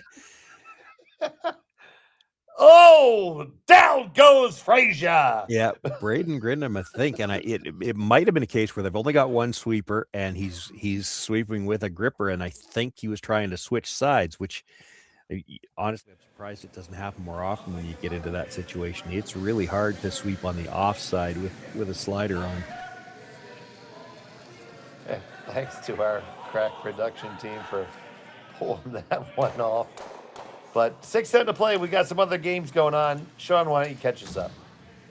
Well, because I have no idea what's going on in the other games. The scores aren't updating. That one, that might not have been the Meacham game. That actually was McDonald and McEwen on the on of our feature that that was McDonald then. So somebody on McDonald's team, yeah. I know in that one, McEwen is up 5-2 as they were playing in the 5th. But the scores not updating on the other 2 sheets. Dylan Dirksen and Sean Meacham are on the other side. They're on sheet 1. Bradley Moser playing Kevin Tuma on sheet 4. 2 round robin pools of 5 teams.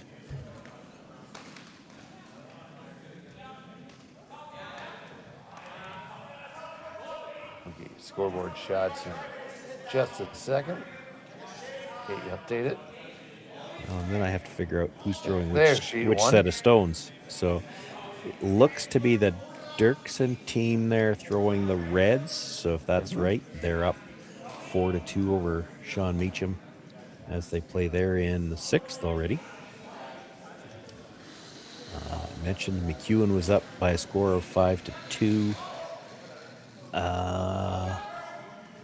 And the 5th inning just completed there by the looks of it. We haven't seen the score go up. That was the fall we saw. Everybody was worried about picking him up. Nobody put the score up. And a 4-3 game over on sheet 4. I think that's Bradley Moser leading there as they play in the 6th. I could speak for every ice technician in the world where I say, "Are you okay? Get up."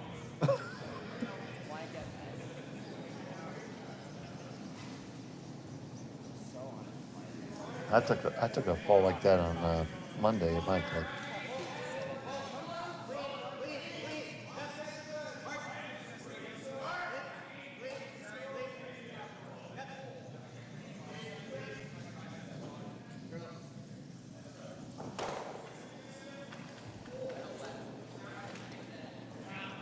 See this draw under cover, and it's going to be second stone.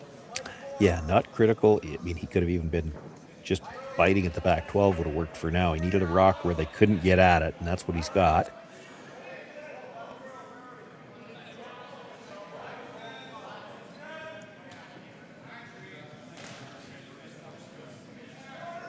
So, seeing them discussing just the straight guard, or now moving to the... Yeah, no, he was always guard. talking about the peel. What he was talking about was they're going to hit the higher guard on the other side because there's a better chance of the shooter coming across and running into something that, might help them either expose the second one or maybe even drive it onto it. Oh, gets the double peel. Oh! And the one in the rings. Almost got everything. Yeah, that's fine. That's absolutely perfect. It's all the corner guards are gone, and the one yellow rock still in the rings is now exposed. So for Kleiter, your choices are you guard your one that's in the rings, or you loop right around everything. You could be thinking about both of those possibilities too. You might be thinking, well, we guard this one for now, and at some point in the end, he's still going to loop around them because the chase will always be there. The nice thing about this come around, that red stone that's now off the ring stayed in play. So if you make a good corner guard here, it's a little trickier to just try to peel the guard because there's jams either in the house or that stone that's just off the rings.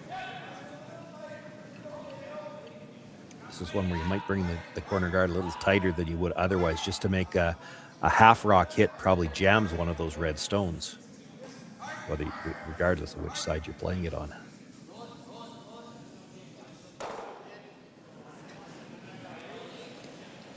Guard has to sit. It did, but chase is there either way.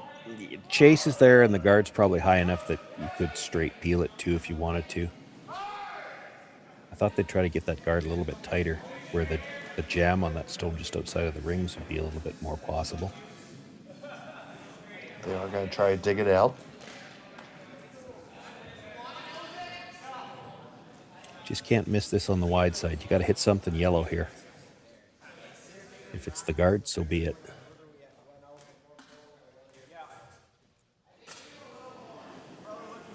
So, Mark Nichols.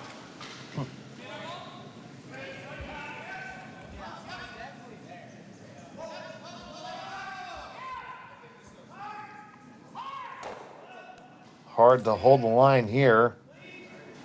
And they just get past that guard and all the way back and make that takeout. Great team shot there.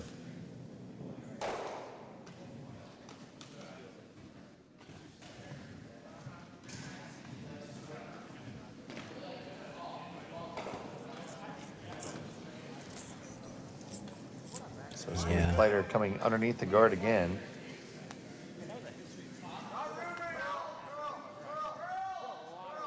Has to make something happen here, down by 4 in the 6th end. Does have the hammer, but can certainly not afford to give up another point.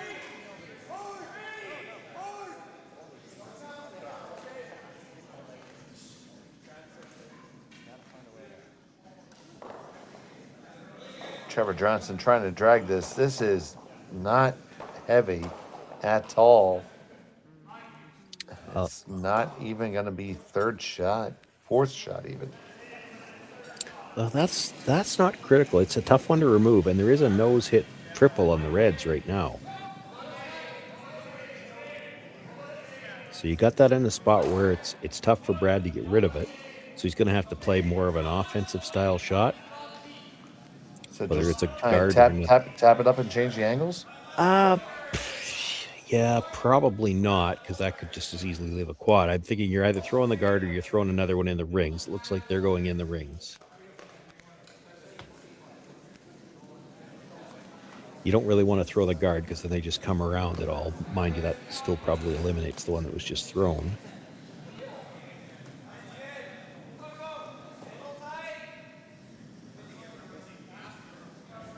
Obviously, Kleiter has to take some chances here. Yeah, like I don't think he's playing that triple on the next one. I don't think he can afford to.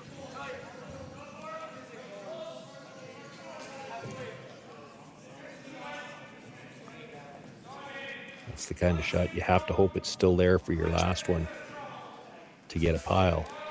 You play it too early, you just give Gushue too many chances to get rid of all the yellows. So it's going to settle in the rings right at the tee line. It's 4 Redstones counting for Gushue. No, he is going to try it. Scary thing. I think the quad's there right now. I don't think you're ever getting the one that was just thrown. Because to get the one that at the top of the button, to come towards the one at the back of the 8-foot, you got to clip it fairly thin, and then it's going underneath. He's going to loop around everything, and I don't mind this call. This was one I talked about earlier, that you might have to play this at some point in time. And again, the fact that the triple is there, you loop this around, you've always got a way to get rid of that red at the top of the button. The trick here is to try to find a place where you can put a Yellowstone that Brad can't get at it.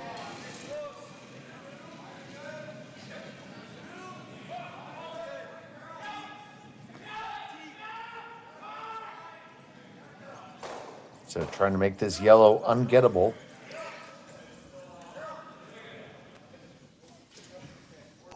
Yeah, or at least force Gushue to try to run something red back, and if you can get a bit of a mistake, maybe he takes care of one of these rocks for you. It lies second stone. Now, you can certainly get it a couple ways.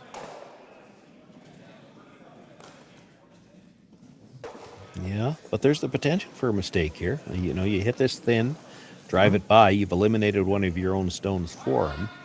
Oh, yeah, you had to make this. There's not a lot of room to clear the guard to make this. If you ever dead jam it, there's room to come around again and freeze. So, you know, still a couple of ways you might be able to get your dues if you're Rylan Kleiter.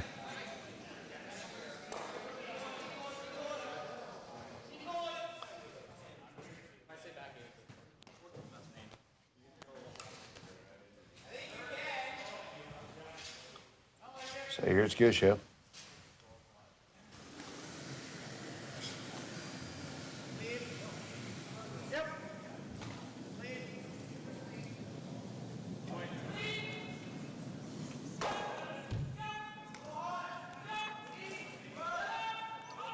Nichols on this right out of his hand all day. Now they're all fit.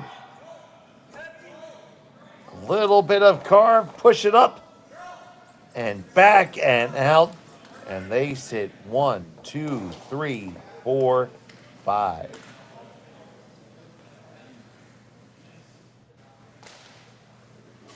That's a lot. It is. But there's still something to work with if you're Rylan Kleiter. If you get a good corner freeze on that stone at the tee line, and I'm talking, you got to be about half on it, maybe even a sliver more than half. There's no way to get it out if you get to that angle, because when you blast it, it's going into that red at the other side of the 8-foot. But this is where the angle becomes so important. Like if you're only a quarter on it, it'll be fully exposed. You hit it with weight, and it goes underneath that red on the other side. You overcurl it, you might not be shot rock. You don't want to be right on the face because that red is a little bit more than half in front of the tee line so you wouldn't be shot.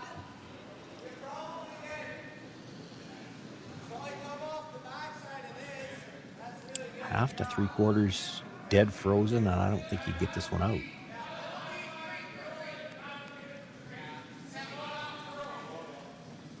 I'm not sure they need to be carving it, though.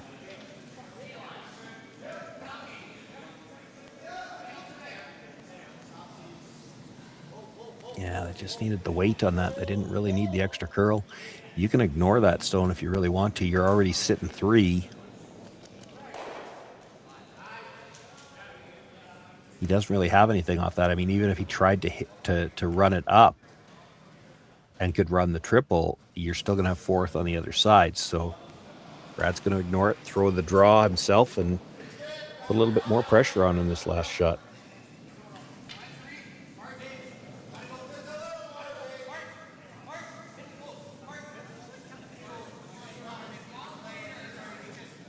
Gushue still in the driver's seat here, and number 6 up by 4.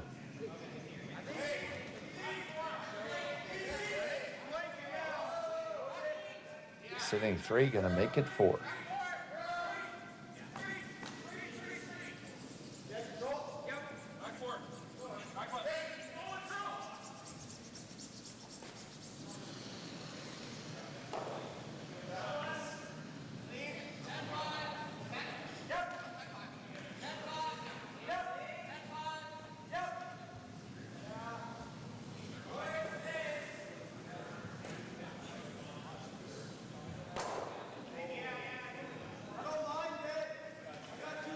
His last of the 6th.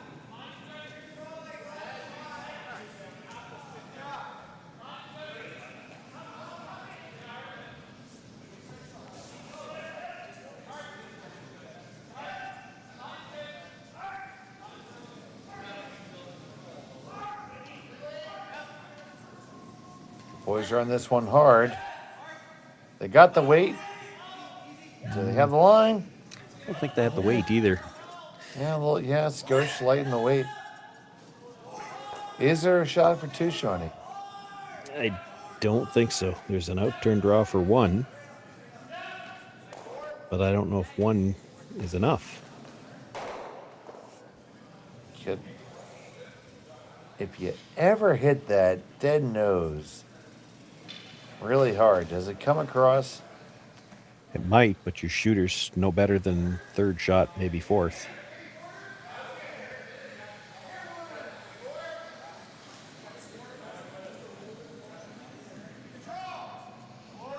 Well, with that level of manicuring, that's probably a draw. Yeah.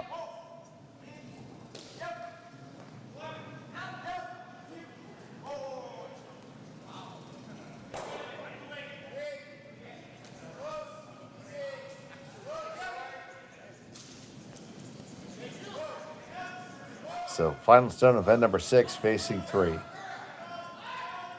Kleiter. Yeah, I'll turn draw.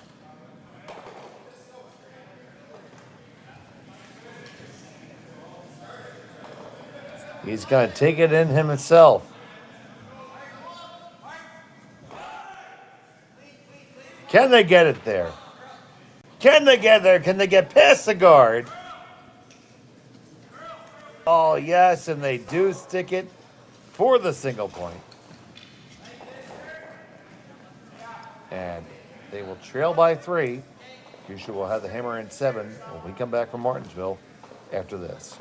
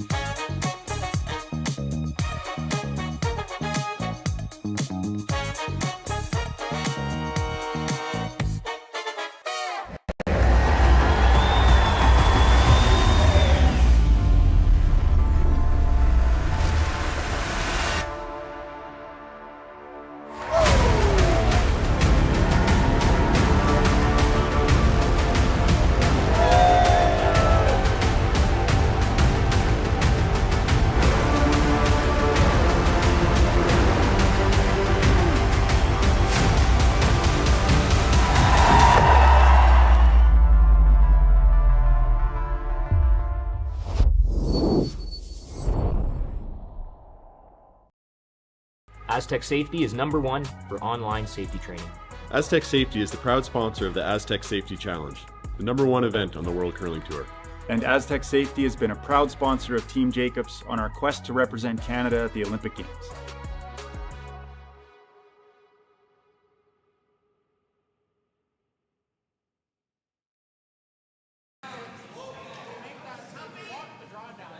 And welcome back to the Martensville Curling Club. It's the Curling Stadium Martensville Invitational. 10 teams here competing for some valuable points and some money along the way. And there's Brad Gushue with a 3-stone lead over Rylan Kleiter. He has the hammer here in number 7. Thank you so much for joining us here on Curling Stadium. And Sean, what's your plan if you're Kleiter? Well, you're 3 down, 2 ends to play. That means you have to steal a deuce at some point in time. You're going to throw the double centers. And you don't have to press too hard for the deuce here. Like, you don't want to end the game on this one. But, you have to keep it in the back of your mind. I think that was an attempt at the second guard. It comes into the rings, so that's a chance for Gushue to play at it. You will see occasionally you get the first guard up. If the come around comes right to the top of the button, you could throw a freeze on your first one, and knowing that if you throw the guard on your 3rd stone at the end, which is the 5th stone overall at the end, you're still in the same boat, but at least you're not facing 2. I don't think you would have played the freeze on a stone. That first stone was not in a great position. I think that was supposed to be a guard, and it slid too deep. So looking to pick this one out. And they picked that just like you picked your nose. Yeah, you're never thinking about stealing 2 now. This is, you have to try to steal 1 this end, and you're going to be up against it to try to steal 2 coming home. But, I mean, you don't have your 2 guard set up now. So really tough to steal more than 1 with only 1 guard. The long guard, again, by itself is only really good to protect a tighter guard.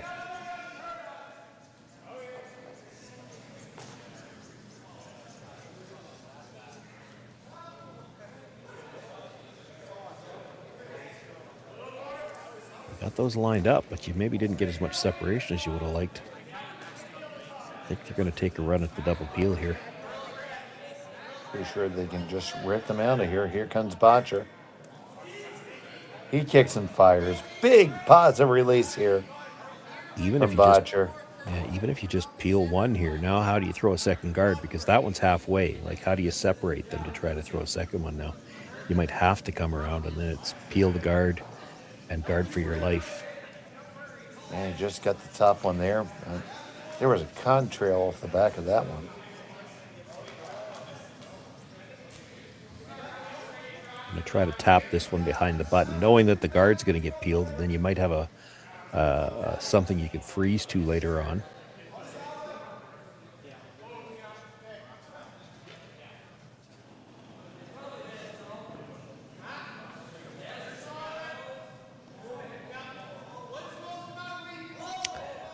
I'm not sure I love this. I think I'd be tempted to play the come around anyway. You play the come around, they're still peeling the guard, and I get what they're worried about. It's a short red run, but I don't think you can let that bother you.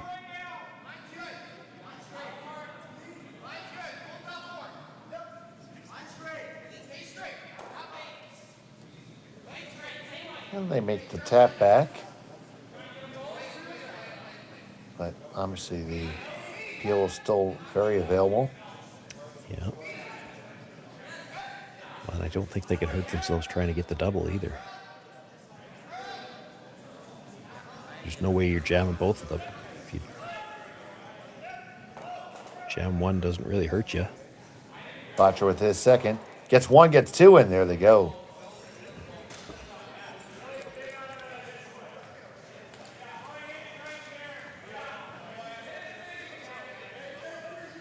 So no mistake there for Brendan Botcher, and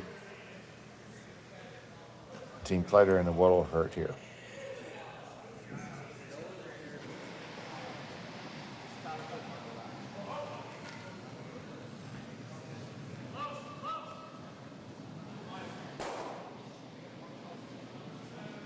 Four stones left to come. They look at the freeze first. That might be the way to go. You get the freeze. You're trying to convince Brad Gushue to just blast it out. I don't think he will. I think he'll peel the guard anyway. But if he was to ever blast out the ones in the back, then you can come around the guard to the top of the 4 foot. They're trying to come around first. It's going to be short. This isn't bad though. That's still a guard. That'll just be another rip from Team Gushue here. Yeah, but he's not going to try the double now because you'd hate to jam it on that stone at the back of the 4. So they'll just try to pick the tight guard. And if you take the high one, so be it. As long as he's only taken one, if you're Kleiter, you've still got something to work with.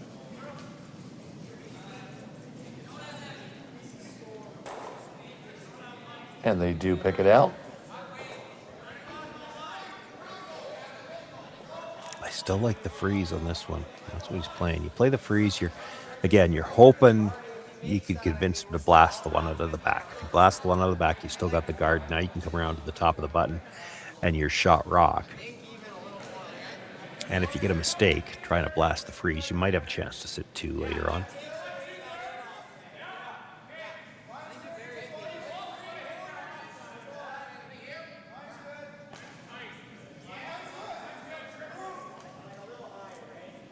So Johnson kind of likes this one. Just a couple brush strokes. He likes it with good reason. That's a good shot. Yeah, he's going to blast it.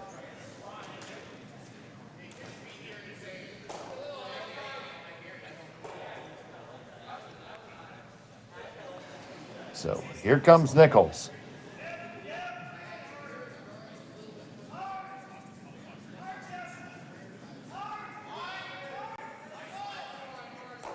And bam, bam, there they go. So now you come around, dead buried to the top of the button. He peels the guard. You throw a little bit tighter guard so you can't chase, and that's your chance to steal.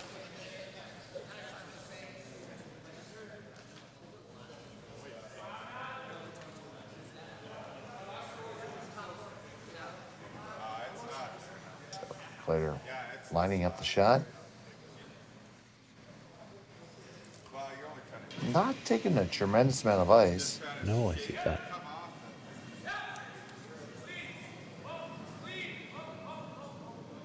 Might be a situation where the middle of the sheet's a little bit flatter. Could be to do with Rylan's release too. He does have a fairly pronounced set on his out-turn draw. And that's a big thing about curling, knowing where to put the broom for every different player.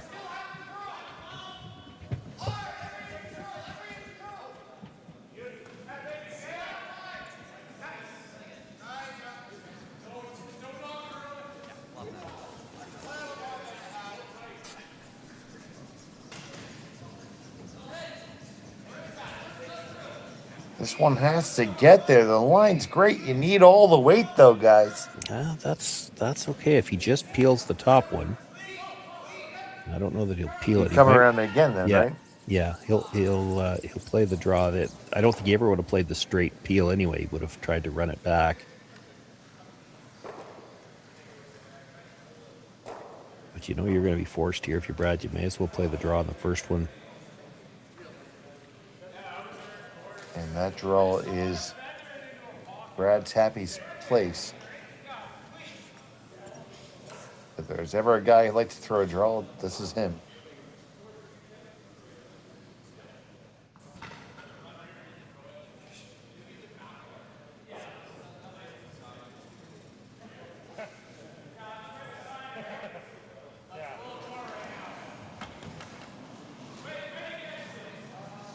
Is first of 2 here in the 7th inning.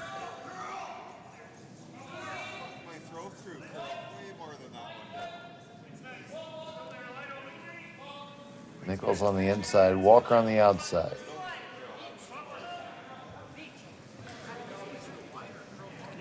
You don't want to put this behind the tee line, and if you are going to put it behind the tee line, you want to be well back there. It's going to stop just short of the tee line. It means Rylan's going to have to try to move it and stay right there. He's got to move it, well, 2 rock widths to be shot rock. And hard to move it that far and stay on the nose, too. You flop out a bit to the outside, there's room to get it out. Yeah, he's got to just paper his own. Yeah.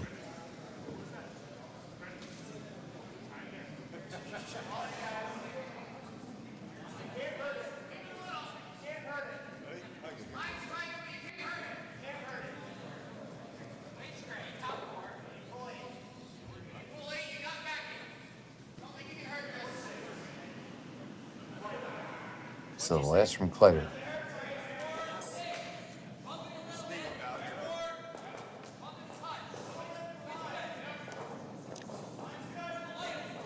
Johnson picks it up. He's trying to hold it out there. Yeah, that's really tight. Can they get it past the guard? Yes, he does. Past the next one. No, it's going to rub on off and right on by. That's going to be a draw of 4 for 2 for Brad Gushue.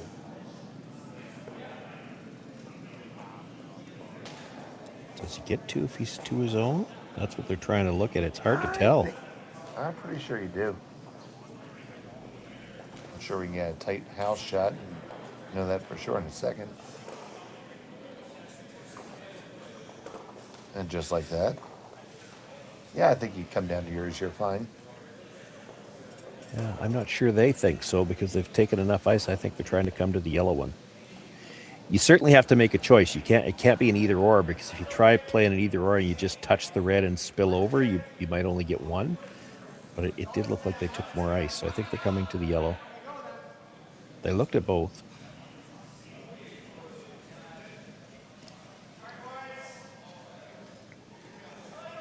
So Sydney won. Brad Gushue trying to hammer the last nail.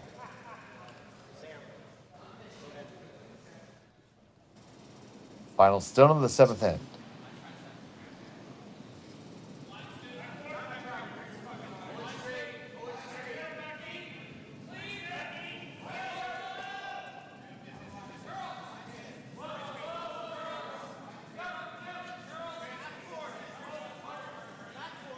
Trying to carve this over a little bit is Walker.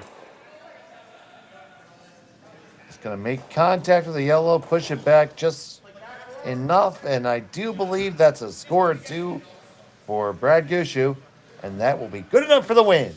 So hang that final score as 7-2 in favor of Brad Gushue, and he is now 2-0 here in Martensville. Yep, good start for the Gushue team. That certainly helps them towards the playoffs. Rylan Kleiter is going to need to win his final 2 and might need some help. Absolutely. We have plenty of coverage from Martensville all this weekend. Please join us tomorrow here on Curling Stadium at 9 p.m. Mountain, 9 a.m. Mountain, 10 a.m. Eastern. And we're going to have some more games. We're featuring Brad Gushue again tomorrow for at least 2 draws. So from the Martensville Curling Club, for my colleague Sean Joyce, and back at our studios in London, Ontario, Kaylee and Jerry, thank you so much for joining us here on Curling Stadium. Good day. Hey Mark, you ready for this game tonight? Yeah, I'm excited, man. Cupsy, what are you doing over there? Don't worry, boys. Was just on AztecSafety.com, took a fire extinguisher safety course. Paul, I'm putting out the fires from now on. Woo!